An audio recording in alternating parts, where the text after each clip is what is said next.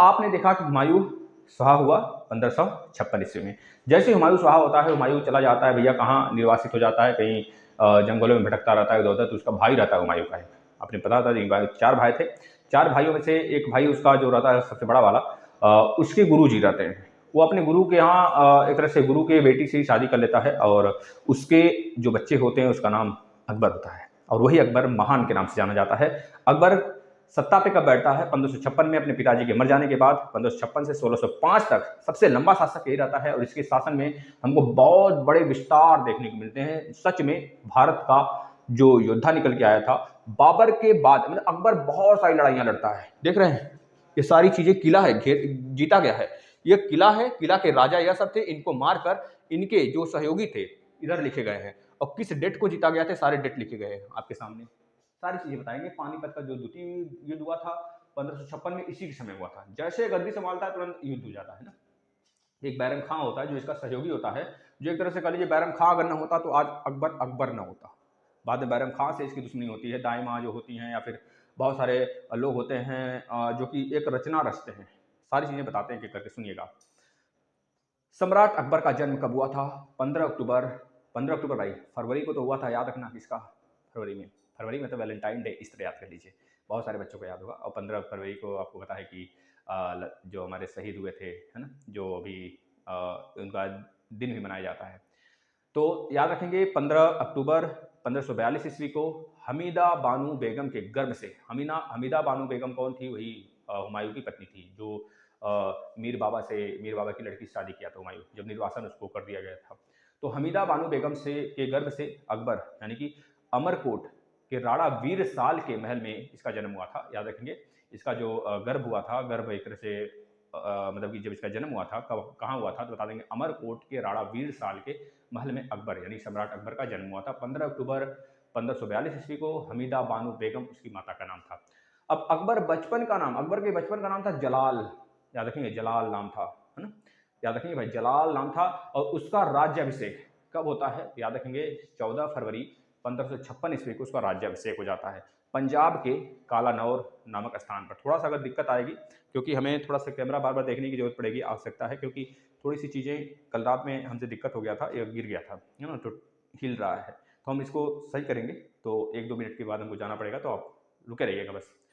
अकबर का शिकार बहुत लोग करना चाहते थे क्योंकि भाई अकबर बहुत महान शासक था, तो अकबर से दुश्मनी बहुत लोगों ने मोल लिया था। अब ऐसे स्थिति में अकबर भी कम थोड़े था, अकबर एक तरह से खलनायक, मतलब एक तरह से बहुत ही बारूद था, समझते हैं। इसको लड़कियां बहू बेटियां बहुत पसंद थी, मतलब किसी के घर की बहू बेटी देख लिया तो फिर उसके बाद उसको पाना ही पाना इसका लक्ष्य हो जाता था। अब उसको किसी तरह जीतना है। इस कदम में आप देखेंगे अभी चांद बीबी हो गई और प्लस एक और थी, उसके हम लिए एक अलग वीडियो बनाएंगे।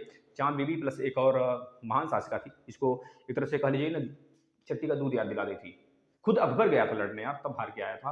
वो खुद अपने से मृत्यु की घाट, मतलब एक तरह से मृत्यु, मतलब अपने आप मृत्यु से हार गई थी, समझ रहे। इसी तरह चांद बीबी को भी ये पाना चाहता, लेकिन चांद बीबी अपने मजनू की याद में खुद की अंगूठी चाटती है और खत्म हो जाती है उसकी कहानी। जब यह पता चलता है उसे कि अगर मैं सही हो गई तो मेरा संभोग करने वाला है अकबर, तो इस वजह से वो अपने आप को ही मार डाली थी हॉस्पिटल में, मतलब वैद्य जहाँ पर उसको रखे जाते थे, मतलब सही करने के लिए अकबर कहा था कि भैया इसको सही कराना है, इसके बाद मेरे हरम दल में इसको शामिल करना है संभोग के लिए। तो इस तरह से सारी चीज़ें थी, लेकिन बाद में वो मर जाती है। सारी चीज़ें बताते चलते हैं।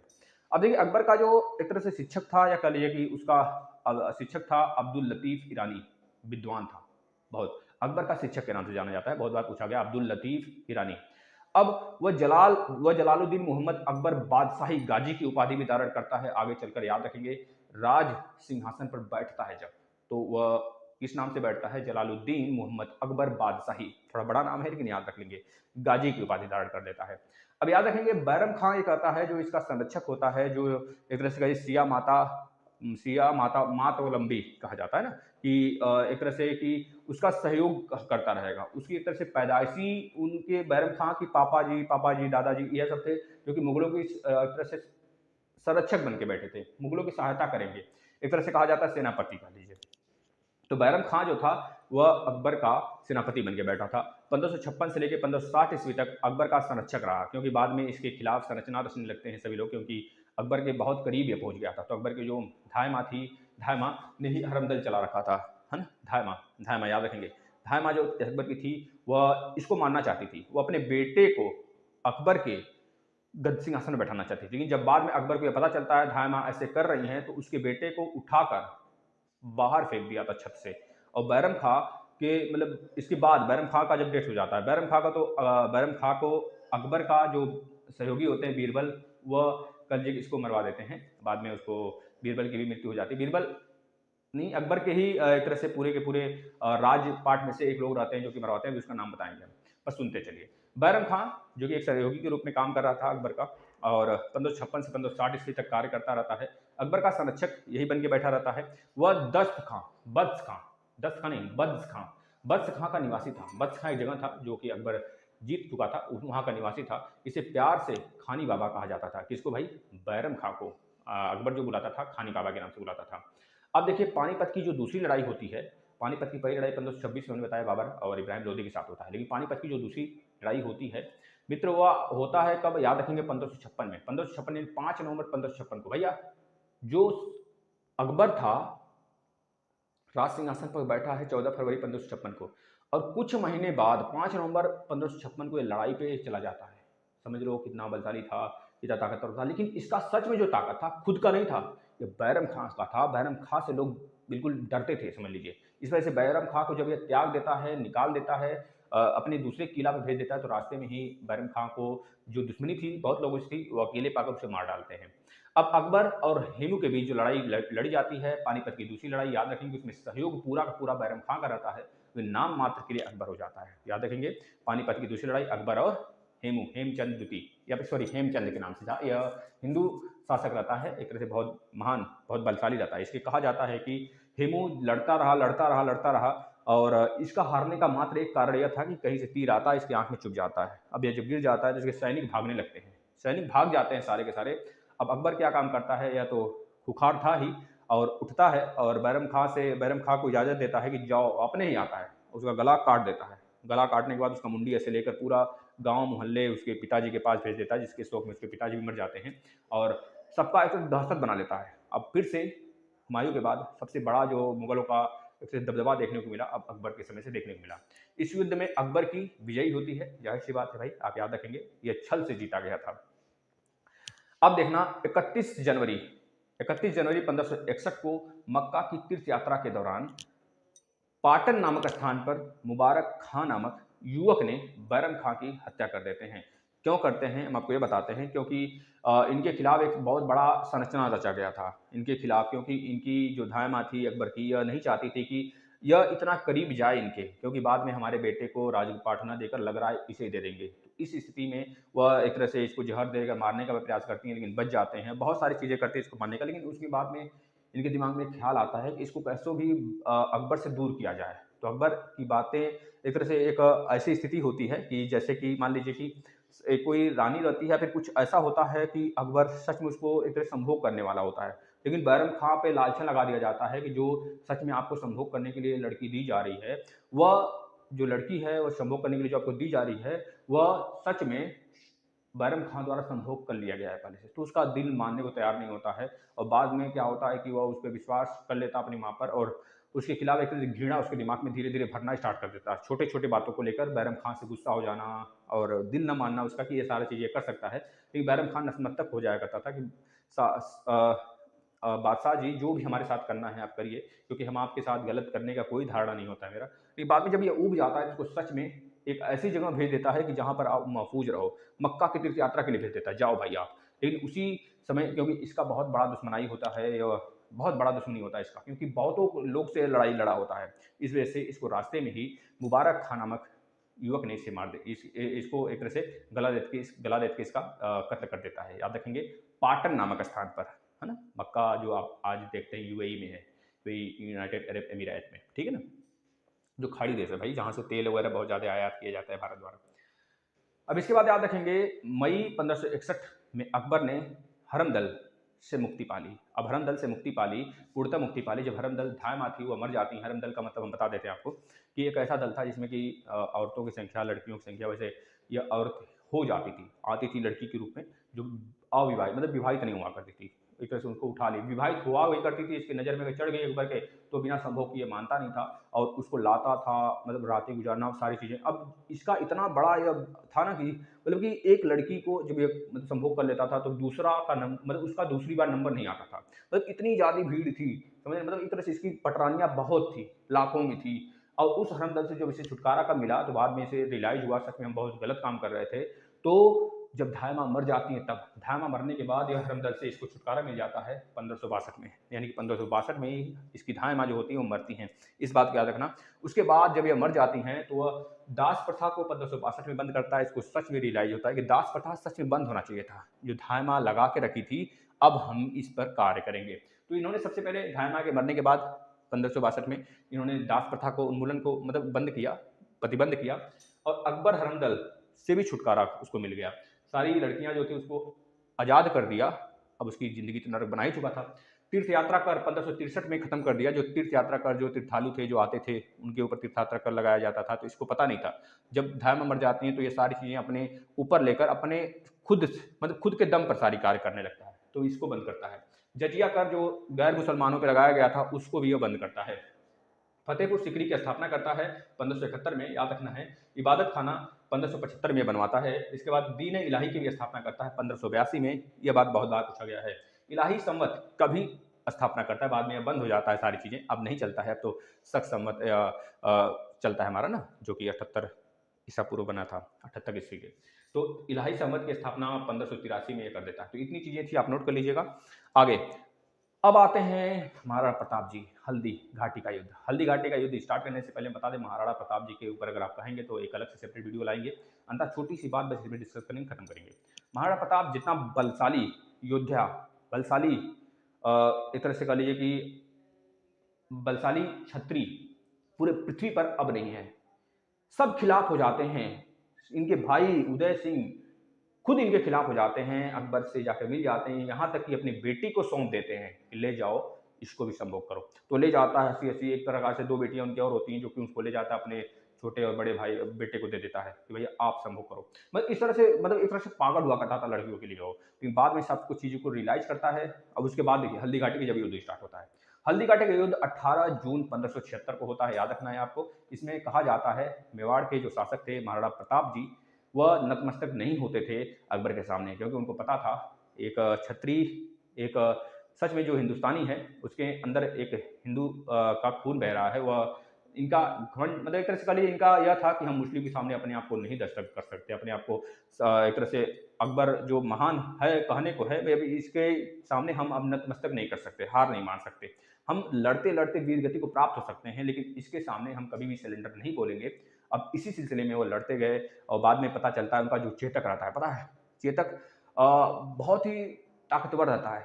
हम बताते हैं अभी, चेतक इनके घोड़े का नाम था और राम प्रताप इनके हाथी का नाम था। दोनों से बहुत प्यार करते थे। अब बाद में यहाँ पर 1576 में ये इनकी हार हो जाती है, लेकिन कहा जाता है हारने के पीछे भी बहुत सारे राज होते हैं। पता है 18 फीट, 1-2 फीट नहीं, 18 फीट घोड़ा छलांग लगाता है। पता है इसका जो सेनापति होता है अकबर का, जब 1576 की लड़ाई लड़ी जा रही थी, यहाँ पर देखिए कहीं लिखे हैं, यहाँ पर देखिए मान सिंह और आसफ खां। मान सिंह इसका सेनापति था अकबर का, जो कि इनको जो राणा प्रताप रहते हैं इनको बीच में बिल्कुल युद्ध के रण के बीचों बीच लाकर इसके चक्रव्यूह के जाल में बिछा देना चाहता था। और वही काम हुआ कि राणा प्रताप जी घिरते चले गए, लेकिन राणा प्रताप का एक सहयोगी रहता है जो इनको छुड़ाता है कि भाई आप चले जाइए। उसके बाद वह सहयोगी उनके उसी जगह मार दिए जाते हैं। लेकिन राणा प्रताप का घोड़ा बहुत ज़्यादा छलनी हो गए थे राणा प्रताप जी, एकदम मतलब लथपथ थे, लेकिन धीरे से झुक कर उस कान में कहते हैं अपने घोड़े के, चेतक रोंगटे खड़े हो जा रहे हैं। सच बताएं तो सच में कितना प्यारा घोड़ा रहा होगा, आज के युग में नहीं मिलेगा प्रभु। ऐसा सबके साथ होना चाहिए कि सच में उसकी ज़िंदगी में प्यार करने वाला एक ऐसा शख्स होना चाहिए जो उसे कभी छोड़ कर न जाए।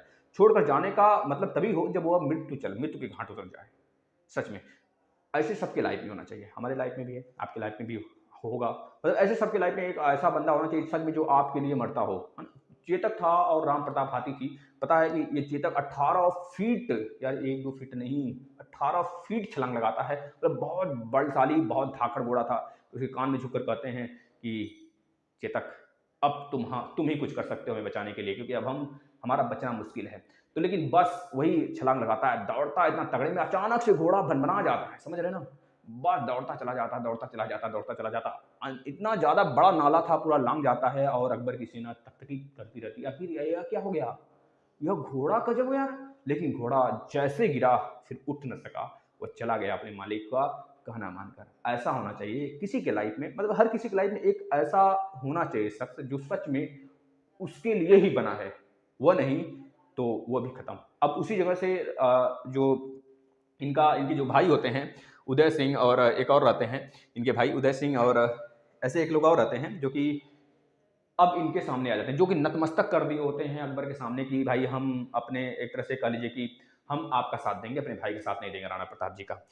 तो अब उदय सिंह आ जाते हैं। उदय सिंह देखिए क्या, मान सिंह, उदय सिंह, हाँ मान सिंह और उदय सिंह दोनों लोग आते हैं। मान सिंह यही है ना, मान सिंह और उदय सिंह दोनों लोग आते हैं और कहते हैं भाई हम सच में आपसे माफ़ी मांगते हैं, हमें माफ़ कर दीजिए, हमें इससे बहुत बड़ी गलती हो गई, क्योंकि जब घोड़ा आपका साथ दे सकता है तो हम तो रहे खैर भाई आपके, हम क्यों नहीं साथ देंगे। तब से लेकर और जब तक इनकी मृत्यु नहीं हो गई, इनकी मृत्यु कैसे होती है बताते हैं। जब यह एक तरह से कह लीजिए कि एक तरह से बाढ़ चढ़ा रहे थे, बाढ़ का नाम लिख देते हैं यहाँ पर, इसको इरेज करते हैं ना, इसको इरेज करते हैं। देखिएगा, महाराणा प्रताप की जो मृत्यु होती है वह 9 जनवरी 1597, सॉरी 9 जनवरी 1597 को होती है। 9 जनवरी 1597 को इनकी मृत्यु होती है। यह क्या करते हैं कि एक तरह से कह लीजिए धनुष हो गया ना, धनुष पे एक तरह से प्रत्यंचा कहते हैं ना, प्रत्यंचा चढ़ाना, जो चढ़ाते हैं बाढ़ तो बनाते हैं धनुष, बस वही प्रत्यंचा टूट जाता है। चढ़ाना वही प्रत्यंचा टूट जाता है तो इनके सीने पर आकर बहुत जोरों सा लगता है। एक मिनट, काला लग गया क्या? सही बनने लगा। उनके सीने पर आकर जोर से लगता है, उसी समय उनकी मृत्यु हो जाती है। इनको किसी ने मारा नहीं था, इनको एक दुख हो गया था अपने घोड़े को लेके और हाथी को लेके, है ना। बाद में इनका जो देहांत होता है बहुत ही भयावह होता है। एक तरह से कह लीजिए वीर गति के प्राप्त हो जाते हैं। एक वीर योद्धा जो कि सच में माटी का रंग आज भी लाला है इन लोगों की वजह से। राणा प्रताप एक तरह से कह लीजिए कि चौवड़ में नई राजधानी बनाए थे। याद रखेंगे, चौवड़ एक जगह है, एक तरह से कह लीजिए कि का नाम था, आपको बताते हैं डुंगरूपुर नाम था। क्या था भाई? डुंगरूपुर नाम था। डुंगरूपुर में ही एक तरह से कह लीजिए चौवड़ एक जगह है, डुंगरूपुर के निकट एक चौवड़ नाम का जगह है, उसी राजस्थान में ही। तो उन्होंने एक तरह से एक किला बनाया था जिसका नाम था चौवड़। एक तरह से कह लीजिए हल्दी घाटी के निकट ही एक तरह से डुंगरूपुर है, डुंगरूपुर के पास आसपास चौवड़ करके उसी जगह इन्होंने किला बनाया था अपने नाम का। इस चीज़ को याद रखेंगे भाई। अब क्या होता है देखिए, हल्दी घाटी युद्ध के समय कुंभलगढ़ राणा प्रताप का राजधानी हुआ करता था। कुंभलगढ़ राणा प्रताप का राजधानी हुआ करता था। और राणा की ओर से इस युद्ध में कौन लड़ रहा था बता देंगे, हकीम खां सूर लड़ रहा था। वह कलेजे की नेतृत्व कर रहा था राणा प्रताप की तरफ से, और अफगानी फौज की टुकड़ी एवं भीलों की छोटी सी सेना ने एक तरह से भाग लिया था इनके लड़ाई में। और बाद में यही जो रहता है हाकिम, यह एक तरह से राणा प्रताप को बचाने में अपना जान दे देता है। तो मतलब ऐसे थे हमारे राणा प्रताप। अब कुछ चीजें इसको याद करिएगा, फिर आगे भी चलते हुए बहुत सारी चीजें हैं। देखिए, मालवा का किला जो जीता था, मालवा का जो पूरा का पूरा प्रांत जीता गया था, उस समय बाज बहादुर यहाँ का राजा हुआ करता था। बाज बहादुर को इन्होंने हराया था 1561 ईस्वी में अकबर ने। और उस समय मतलब अकबर का जो संरक्षक था, अकबर की तरफ से जो गया था लड़ने के लिए, इस बाज बहादुर को हराने के लिए, मालवा का क्षेत्र जीतने के लिए 1561 में आदम खां था। याद रखेंगे, आदम खां लिखा है, और पीर मुहम्मद। इसके बाद चुनार का किला, चुनार का पूरा प्रांत जो जीता गया था अफगानों के शासन से, अफगानों को हराया गया था 1562 में अकबर द्वारा। और उस समय अकबर की तरफ से कौन गया था? अब्दुल्ला खां। गोंडवाना का पूरा क्षेत्र जो इस समय आप समझ रहे हैं, जो कि गुजरात वाला इलाका, इधर वाला पूरा इलाका आ जाता है गोंडवाना। एक मिनट, गोंडवाना मतलब कि महाराष्ट्र वाला क्षेत्र, गोंडवाना अंगारा, हाँ महाराष्ट्र वाला क्षेत्र पूरा का पूरा यह जीता गया था वीर नारायण दुर्गावती से। यही दुर्गावती रहता है जिसको एक तरह से पाने की चाहत रखता है संभव करने की, लेकिन ये इतनी बहादुर थी, उसको पता नहीं था ये क्या इसे पाएगा, उसके पूरे वंश को ही नाश कर दी। समझ रहे ना, छट्टी का दूध याद दिला देती भाई। दुर्गावती इसका नाम था। अपने बच्चे को मतलब बच्चे को अपने लेकर एक तरह से इतनी ऊपर से, मतलब बहुत खतरनाक थी भाई प्राणी यह। समझ रहे हो, मतलब इसका सेना इसके दम पर था, समझ लीजिए। मतलब यह जब निकलती थी ना, सारे मुगलों का सफाया करते हुए, तोपचियों का सफाया करते हुए, खतरनाक थी भाई। लेकिन 4-4 बार, एक बार नहीं 4-4 बार हराई इन्होंने, अपने दम पर हराई। और बाद में अपना खुद इन्होंने जान दे दिया, क्योंकि इनको पता था अगर बच गए तो अकबर के एक तरह से उपभोग का पात्र बन जाएंगे हम, लेकिन हम होना नहीं चाहते हैं। तो अकबर भी इनको हराता तभी ले जाता, लेकिन हरा नहीं पाया और ये अपना जान दे दी। तो बाद में नतमस्तक हुआ, सच में एक वीर स्त्री से हार गया। जो आज तक नहीं आती, तू मैं होने लगा था अकबर का कि तुम स्त्री से हार रहे हो, तो उसका पारा गर्म होता गया, लास्ट में खुद जाता है और हार का सामना करना पड़ता है उसे, जब यह खुद मर जाती है। ठीक है, इसी प्रकार से एक चांद बीबी थी, उसको भी पाने की इच्छा, उसकी दिली इच्छा बहुत थी कि मैं इसे पालूं, लेकिन बाद में सच में वो भी अपना ध्यान, मतलब एक तरह सच में जो प्यार करते हैं किसी से ना, तो उसका रिलेशन इतना ज़्यादा हो जाता है कि उसको नहीं मिलेंगे तो कभी किसी को नहीं मिलेंगे। इस प्रकार से होना चाहिए, सबके साथ ऐसा होना चाहिए, सच में अगर उसको ना मिले तो किसी को नहीं मिले स्वर्ग। इस तरह से जब होता है आमने सामने, तो यह चीज़ें आपस में मिलता है, तय हो जाता है। तो इस तरह से इनके साथ था, यह अपने आप को बलिदान कर दी। अब 1564 ईस्वी में यह काम हुआ था, इनका एक तरह से वीर नारायण और दुर्गापति को हराया गया था। और आसम खां, ये चीज़ याद रखेंगे, गोंडवाना क्षेत्र की ये रानी रहती हैं। इसके बाद आसम खां द्वारा यह काम किया गया था। आमेर का क्षेत्र पूरा का पूरा भारमल से जीता गया था। भारमल से जीता नहीं गया था, भारमल अपने आप सिलेंडर कर दिया था। जब इतनी चीजें देखा ना कि अब हमारा क्या होगा, तो भारमल खुद अपनी पुत्री का शादी करा देता है इससे, और 1562 में अपने आप सिलेंडर कर देता है। जयमल, जयमल याद रखेंगे, मेड़ता का क्षेत्र का राजा हुआ करता था जयमल, यह भी 1562 में हार जाता है, और सरफरुद्दीन एक तरह से अकबर की तरफ से उसका नेतृत्व करते हैं अकबर का। मेवाड़ का क्षेत्र पूरा का पूरा उदय सिंह और राणा प्रताप से जीत लिया जाता है। 1568 और 1576 में जब महाराणा प्रताप का डेथ हो जाता है, तो पूरा का पूरा क्षेत्र अकबर अपने मिला लेता है, और मान सिंह और आसफ खां एक तरह से कह लीजिए अकबर की तरफ से लड़ रहे होते हैं। रणथंभौर का किला सूरज नहाड़ा है ना, इस तरह से वहां का राजा था। इसको हराकर 1569 में भगवान दास और अकबर द्वारा जीत लिया गया था।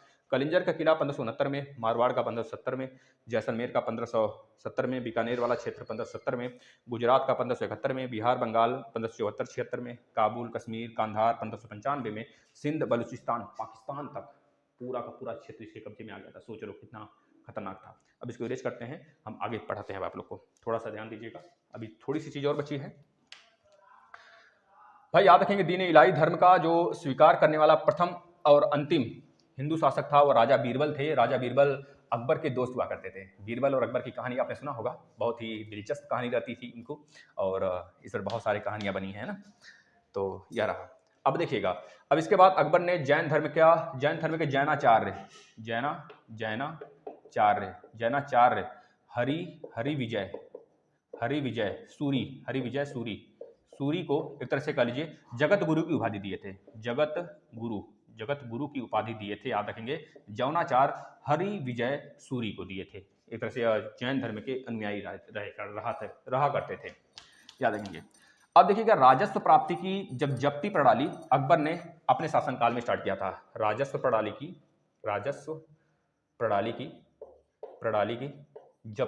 जब्ती प्रथा, मतलब एक तरह से राजस्व जितना ज्यादा है वो सब हमारे अंडर में आ जाना चाहिए। इस प्रकार से उन्होंने एक तरह से इस चीज को अपने में मिला लिया था। जब्ती प्रथा ये स्टार्ट करा था कि जिसके पास भी जितने भी राजस्व होंगे उसका सबसे ज्यादा हम लेंगे, फिर उसके बाद अदर के पास जाएंगे सारी चीजें। मतलब जब्ती प्रथा किसने स्टार्ट किया था, याद रखेंगे, अकबर के समय ही स्टार्ट हुआ था।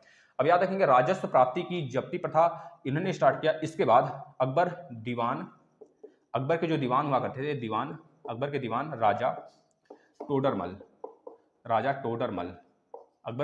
टोडरमल, इनका नाम था, इसको हम जानते थे खानी जाति। ये किस जात के थे, खत्री जात के, या फिर खन्नी जात के कहा जाता है। ये खत्री जात के थे, पूछा नहीं जाता है लेकिन लिख लीजिए। थे हिंदू। दीवान राजा टोडरमल ने 1580 ईस्वी में, कब, 1580 में 10 साल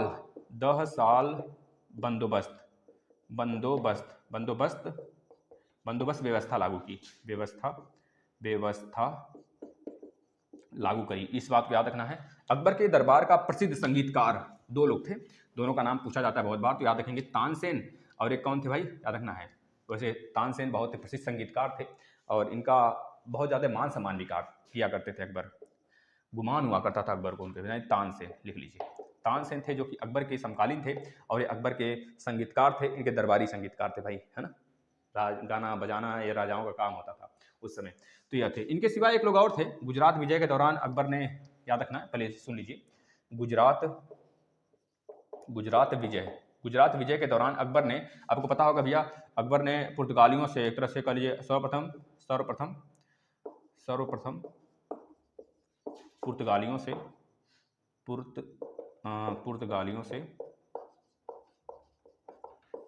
से मिला। गुजरात विजय के दौरान वह सर्वप्रथम सबसे पहले पुर्तगालियों से कब मिला? गुजरात विजय के दौरान मिलता है, मिला और यहीं उसने सर्वप्रथम समुद्र देखा, सबसे पहले समुद्र देखा। सोच लीजिए, पुर्तगालियों से मिला और पुर्तगालियों से मिलने के बाद वह समुद्र का दर्शन करता है। उसके पहले पहले वो अंदर रहा करता था, बाहर तटों पे नहीं जाया करता था। तो याद रखेंगे इस बात को। अकबर के दरबार के प्रसिद्ध चित्रकार अब्दुल समद, याद रखेंगे चित्रकार कौन था? अकबर के दरबार का चित्रकार कौन था? अब्दुल समद था, अब्दुल समद हुआ करता था। और दसवंत एवं बसवान, क्या नाम था? दसवंत एवं बसावन जो हुआ करता था वह क्या था भैया? दसवंत और बसावंत अकबर के दरबार के चित्रकार ये भी थे। चित्रकार यह तीनों के तीनों चित्रकार थे, दसवंत और बसावन और अब्दुल समद। ये तीनों के तीनों अकबर के दरबार के चित्रकार हुआ करते थे। इस बात को याद रखना है आपको। इसके बाद याद रखना थोड़ी सी बात और है, अकबर के समय मनसबदारी प्रथा चलाया गया था। अकबर के समय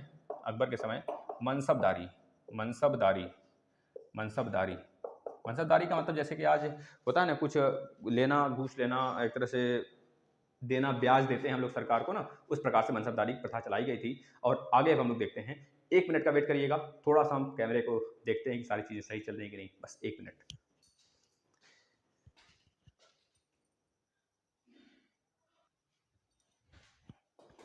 तो अकबर ने मनसबदारी प्रथा स्टार्ट किया। अब आगे की कहानियां बहुत बस सुनते चलिए आप। अकबर के समकालीन प्रसिद्ध सूफी संत शेख सलीम चिश्ती की, एक तरह से जो पूछा जाता है, जो शेख सलीम चिश्ती थे वो किसके समकालीन थे, किस मुगल के समकालीन थे? तो बता देंगे अकबर के समकालीन थे, जो कि बहुत बार पूछा गया है दोस्तों। थोड़ा सा सहयोग करिएगा शेयर करने में अगर हो सके तो आपको। अकबर की जो एक तरह से मृत्यु होती है 16 अक्टूबर 1605 ईस्वी को होती है। इस बात को याद रखना है। इसे कहा जाता है आगरा के निकट, इसका जो मृत्यु होता है आगरा के निकट सिकंदर में दफनाया गया था। सिकंदरिया नाम का जगह था, सिकंदरा नाम का जगह था, वहां पे इसको दफनाया गया था। इस बात को याद रखना है। जैसे बाबर को काबुल में दफनाया गया था, उसका मृत्यु जो हुआ था आगरा में हुआ था, लेकिन उसको दफनाया कहाँ गया था? काबुल में दफनाया गया था, क्योंकि उसकी मंशा थी कि हम काबुल में दफनाया जाए, तो हुमायूं द्वारा उसको काबुल में दफनाया गया था। इस प्रकार से हुमायूं का दिल्ली में है, इनका आगरा के निकट सिकंदराबाद में है। इस तरह से याद रखना है। जैसे कि शेर शाह सूरी का सासाराम में है। ये सारी चीजें याद रखना है आपको। ये point be noted my Lord करके इसको नोट कर लेंगे भाई। अब देखिए, अब यह क्या कहता है, स्थापत्य कला कहा जाता है भाई ना, कि एक तरह से स्थापत्य कला के क्षेत्र में अकबर की जो महत्वाकांक्षी थी, कृतियां थी, बहुत ज्यादा लिखा करते थे, बहुत महत्वपूर्ण। लेकिन स्थापत्य कला का जो युग माना जाता है वो शाहजहां के युग को माना जाता है। और जो एक तरह से कह लीजिए कि संगीत का युग माना जाता है, वो किसको माना जाता है? जहांगीर के समय को माना जाता है। इस बात को याद रखना है आपको। अब देखिए, शिकारी एक तरह से कहा जाता है, इसकी बहुत सारी कृतियां थी, कृतियां नोट कर लीजिए कौन कौन है, बस याद करके सुन लीजिए। शिकारी, सिकरी में शाही महल, एक तरह से इसका एक तरह से कृति है, याद रखेंगे, जो पूछा जाता है इसके, बहुत बार पूछा गया। दिल्ली में हुमायूं का मकबरा है ना, कृति है इसकी, अकबर की महत्वपूर्ण कृतियां ये सब हैं। आगरा का लाल किला, यह भी इसकी कृति है, ये खुद बनवाया है। और दिल्ली में आगरा का लाल किला भाई अकबर द्वारा बनाया गया है ना, याद रखेंगे। फतेहपुर सिकरी का एक तरह से शाही महल हो गया। दीवाने खास हो गया, यह सब सारी चीजें। पंचमहल हो गया। बुलंद दरवाजा हो गया, बुलंद दरवाजा गुजरात के विजय के उपरांत बनाया गया था, तदुपरांत। जोधाबाई का महल हो गया, जोधाबाई इसकी पत्नी थी। इसके बाद इबादत खाना हो गया, एक तरह से कहा इलाहाबाद का किला हो गया। ये सारी चीजें, इलाहाबाद वही जो आज आपका प्रयागराज बना है। और एक तरह से लाहौर का किला भी इन्होंने ही बनवाया था। इस बात को याद रखेंगे। अकबर के दरबार को एक तरह से संबोधित करने वाले 9 रत्न हुआ करते थे, याद रखेंगे। 9 रत्न किसके दरबारी थे? तो बता देंगे अकबर के दरबारी थे। नाम सुनिएगा। पहला था अबुल फजल, याद रखना है। दूसरा था फैजी, अबुल फजल, फैजी, तानसेन और बीरबल तो इनके सहयोगी थे ही। टोडरमल आपको पता है मस्त तरीके से। और राजा मान सिंह इसके बाद अब्दुल रहीम खाना, फकीर अलाउद्दीन, इसके बाद मुल्ला दो प्याजा नाम से इनको क्यों जाना जाता है? क्योंकि कहा जाता है इनको खाने में 2 प्याज चाहिए होता है, इसलिए इनको मुल्ला दो प्याजा कहा जाता है। अब्दुल फजल का बड़ा भाई फैजी अकबर के दरबार में एक तरह से राजकवि का पद धारण किया था। जो फैजी था बहुत सुरीली आवाज में गाता था। इस तरह से अबुल फजल भी बहुत सुरीली आवाज में सारी चीजें, मतलब लिखने का काम करते थे, कवि के रूप में जाने जाते थे। अबुल फजल ने अकबरनामा ग्रंथ की जो स्थापना किया गया है, अबुल फजल द्वारा ही किया गया है। वह दीन इलाही धर्म से एक तरह से मुख्य पुरोहित उसके थे, माना जाता है। अब एक बार क्या होता है, संगीत सम्राट तानसेन का जन्म, मतलब जो संगीत सम्राट है तानसेन, उनका जो जन्म हुआ था 1506 ईस्वी में हुआ था। यह ग्वालियर के एक तरह से कह लीजिए कि ब्राह्मण परिवार से बिलोंग करते थे। इस बात को याद रखना है। इनका जो एक तरह से असली नाम था, क्या नाम था, रामतनु पांडे के नाम से इनका जाना जाता था। किसको भाई याद रखेंगे, आपके जो संगीत सम्राट थे तानसेन, रामतनु पांडे के नाम से जाना जाता था। बहुत बार एग्जाम में पूछा है। मियाँ का सारंग, एक तरह से इनकी मियाँ की टोडी, यह सब इनका कृति है। किसकी भाई, रामतनु पांडे के यानी कि तानसेन की। मियाँ का सारंग, मियाँ का टोडी, और एक तरह से कह लीजिए दीवार, दरबारी कान्हरा, है ना, बहुत सारी चीज़ें हैं। इस तरह बहुत सारी इनकी कृतियाँ हैं, याद रखना है। कुंठा भरड़ वाड़ी विलास की उपाधि अकबर ने तानसेन को दिया था। कुंठा भरड़ वाड़ी विलास, है ना, क्योंकि बहुत अच्छे सुरीली आवाज़ में गाया करते थे मस्त तरीके से। तो इनको जब भी सारी चीज़ें गाना बजाना होता था, रामतनु पांडे को यानी कि टोडरमल को, मतलब तानसेन को बुलाया जाता था दरबार में। एक बार क्या हुआ, तानसेन अकबर के दरबार में आने से पूर्व एक तरह से कह लीजिए रीवा के राजा रामचंद्र के राज आश्रम में कार्य कर रहे थे। एक तरह से वहाँ पर एक तरह संरक्षक के रूप में, अभी कह लीजिए राजा आश्रम होता है ना, राजा आश्रम मतलब राजा के श्रम में रहना या फिर राजा के शरण में रहना, राजाश्रय कहा जाता है। राजा श्रम नहीं, राजाश्रय मतलब राजा खुद श्रय दिए होते हैं, श्रेय अपनी शरण में रखे हुए होते हैं, क्योंकि दरबार की शोभा बनाने के लिए नवरत्न का यूज किया गया था अकबर के समय। अब अकबर के काल में एक तरह से कह लीजिए स्वामी हरिदास भी एक तरह से महान संगीतज्ञ थे। ऐसी बात नहीं, एक ही कवि थे, बहुत सारे कवि हुआ करते थे उस समय भी। वृंदावन में रहने वाले भगवान की उपासना करते थे। यह कौन भाई, याद रखेंगे, हरिदास, है ना, वृंदावन में रहते थे, वहाँ भगवान की उपासना करते थे। एक मत के अनुसार हरिदास तानसेन के गुरु थे, कहा जाता है तानसेन के गुरु जो थे हरिदास थे। और जबकि कुछ विद्वान मानते हैं कि हरिदास एवं तानसेन दोनों में मानसिंह तोमर की शिष्यता दिखती थी, झलकती थी। इस तरह से बतलाते हैं कि ये दोनों किसके शिष्य थे, मानसिंह के शिष्य थे, है ना। यह भी प्रचलित है कि भाई जो आपके हरिदास थे, गाने सुनने के लिए अकबर जब इनको बुलाता है तो यह मना कर देते हैं साफ साफ कि भाई हम नहीं, हम अपने प्रभु के ही शरण में रहेंगे, हम आपके दरबार में नहीं आएंगे। इस प्रकार की बातें इन्होंने की। बस थोड़ी देर और रहिएगा हमारे साथ, अब आपको अकबर के बारे में कुछ भी पढ़ने की जरूरत नहीं है, क्योंकि अब देखिए जैसे ही अकबर इनको बुलाते हैं, उन्होंने कहा, उनका कहना होता है कि भाई केवल हम अपने भगवान के शरण में गाएंगे, हम किसी के दरबार में नहीं गाना चाहते हैं, क्योंकि वहां पर वो चीज़ हमें नहीं मिलेगी जो चीज़ हम चाहते हैं। अब देखिए अकबर ने भगवान दास यानी कि आमेर के राजा भारमेल के पुत्र भगवान दास जो रहते हैं, भगवान दास ये कौन होते हैं, ये आमेर का जो किला जीता हुआ होता है अकबर, उसी के बेटे उसके आमेर के राजा भारमेल के पुत्र हुआ करता था। भारमेल उसमें राजा था, जो कि खुद एक तरह से पूरा का पूरा राजपाट अकबर को सौंप दिया था। तो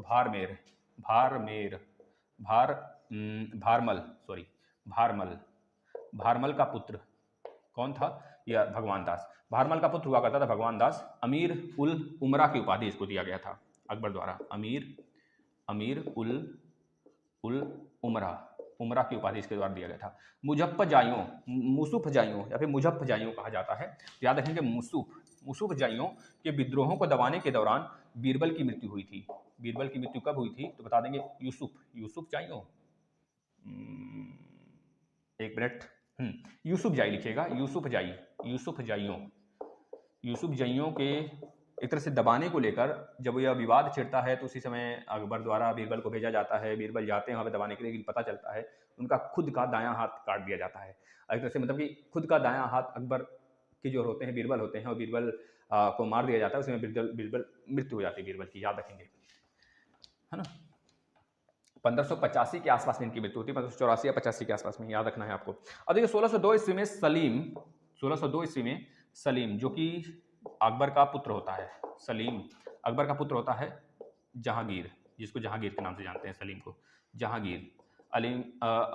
सलीम यानी कि जहांगीर 1602 ईस्वी में निर्देश पर, मतलब किसके निर्देश पर, इस सलीम के निर्देश पर दक्षिण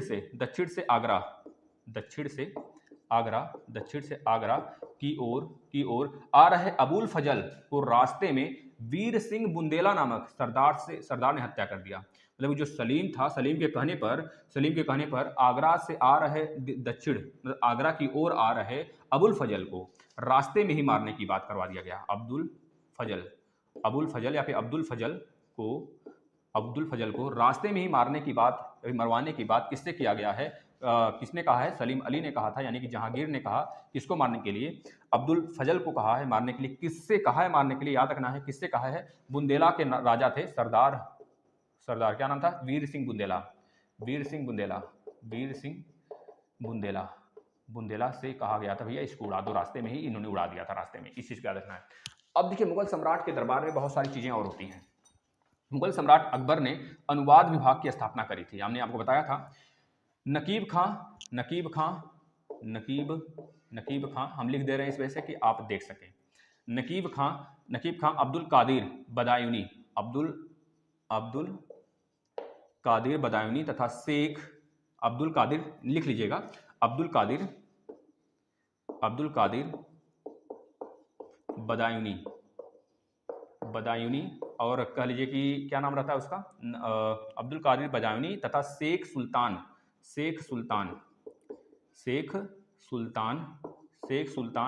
ने रामायण एवं महाभारत का फारसी में अनुवाद किया है, फारसी में अनुवाद किया है। किसने किया है भाई फारसी में अनुवाद, याद रखना है, अब्दुल कादिर बदायूनी और कलिए शेख सुल्तान ने रामायण और महाभारत को फारसी में अनुवाद किया है। इस बात को याद रखना है। 1 मिनट थोड़ा सा और विलंब हो सकता है, बस 5 मिनट और ले गया आपका।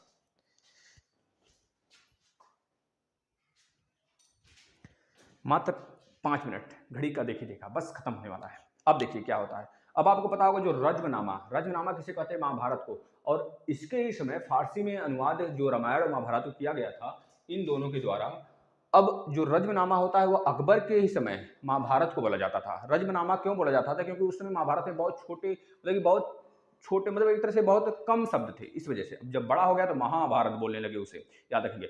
अब देखिए बहुत सारी कृतियां हैं जो हम आपको बताते हैं। पंचतंत्र को फारसी में बदला गया था, अनुवाद किया गया था इसी के समय। उनका नाम था अबुल फजल द्वारा किया गया था, जो कि उसका नाम रख दिया गया था अनवरत ए शादीन नाम से उसको बुलाया जाता था। तथा मौलाना हुसैन फैज ने यार ए दामिस नाम से एक तरह से कह लीजिए कि जो आपका पंचतंत्र था उसको एक तरह से फारसी में अनुवाद किया था। हाजी इब्राहिम सरहरी ने अथर्ववेद का एक तरह से फारसी में अनुवाद कर दिया था। मुल्ला शाह मोहम्मद ने राज तरंगड़ी का एक तरह से फारसी में अनुवाद कर दिया था, याद रखेंगे। अब्दुल रहीम खान खाना ने तजुक ए बाबरी की कृति को एक तरह से फारसी में अनुवाद कर दिया था। इधर फैजी ने एक तरह से दमयंती करके एक था, सूरदास द्वारा रचना था, उसको इन्होंने फारसी में अनुवाद कर दिया था, कथा को पूरा बांध दिया था। इस तरह से बहुत सारे लोग इसके समय थे जो, क्योंकि फारसी जो शब्द है, लैंग्वेज है, वह मुगलों में बहुत ज्यादा यूज हुआ करता था, इस वजह से। अकबर के काल में, याद रखेंगे, काल को हिंदी साहित्य का एक तरह से कहा जाता था, स्वर्ण काल कहा जाता था हिंदी साहित्य का, क्योंकि इतने साहित्यकार थे इसके समय। और उसी जगह अगर संगीत का कहा जाता है, किसके संगीत का काल, संगीत का युग किसके काल को कहा जाता है, तो बता देंगे जहांगीर के समय को संगीत का युग कहा जाता है। इसके बाद शाहजहां के युग को स्थापत्य कला का काल कहा जाता है। ये बातें पूछी जाती हैं। अकबर ने बीरबल को एक तरह से कवि प्रिय की भी उपाधि दिया था, याद रखेंगे। कवि प्रिय एवं नरहरी दोनों उनको कहकर बुलाया जाता था। महापात्र की भी उपाधि उन्हीं को दिया गया था, अकबर ने बीरबल को दिया था, याद रखेंगे। बुलंद दरवाजा की निर्माण भी अकबर द्वारा ही कराया गया था गुजरात विजय के दौरान, ये बात भी याद रखेंगे आप, ठीक है भाई। अगर छोटे मोटे कहीं गलती हुई होगी हमसे ना, तो माफ़ी दीजिएगा, क्योंकि एकला में बोलते चले गए, क्योंकि जो चीज़ें हमें याद हैं वो चीज़ हम बकते चले जाते हैं, और शायद कहीं से मिस्टेक हो गया हो तो माफ़ करिएगा। वैसे हम सारी चीज़ कोशिश कर लिए हैं कि मिस्टेक नहीं हुआ है, आप बहुत बेहतरीन तरीके से पढ़ते चलिए। अब देखिए चार बाग की भी स्थापना कराई गई थी, याद रखें। चार बाग जो बनाया गया था, एक तरह बनाने जाने का प्रथा कब से स्टार्ट हुआ था, तो अकबर के समय ही स्टार्ट हुआ था। लास्ट बात, अकबर नगाड़ा यानी कि नगाड़ा बजाना था बहुत मन से,